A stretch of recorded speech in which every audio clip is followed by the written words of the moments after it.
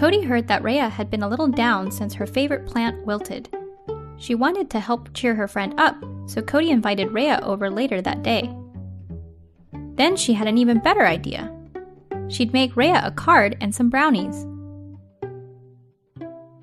Rhea was arriving at midday, so Cody had to get baking. It was a big undertaking, but Cody knew Rhea loved brownies. Cody asked her dad to help with the oven, then she read the recipe and gathered the ingredients. Cody got a mixing bowl, measuring cups, and spoons. At first, Cody thought she understood the recipe, but then she worried she had misread it. Did 1 cup of flour mean filling up to the top of the cup? Or should she pile it as high as she could? Overfilling the cup looked right to Cody, so she put in lots of flour and sugar. Next, she added the cocoa powder, but that didn't seem like enough. The recipe must have miscalculated how much cocoa was needed. Cody added more to make it extra chocolatey. Cody checked the recipe again. She was already midway through. While adding the water, she spilled some extra into the mix.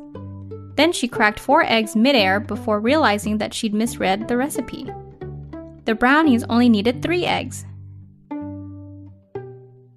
The mixture looked very watery, so Cody added in more flour, sugar, and cocoa. Now it looked too thick. Cody worried that she had misjudged the recipe, but it was too late. Rhea would be there soon. Rhea arrived just as the brownies were done.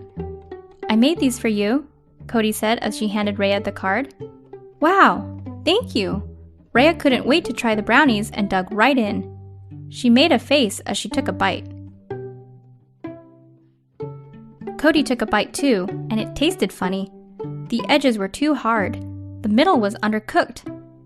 "I guess I made a mistake with the recipe," Cody admitted. "That's okay," Rhea laughed. "This was still an awesome surprise." Cody laughed too. Cheering Rhea up was what she wanted, after all.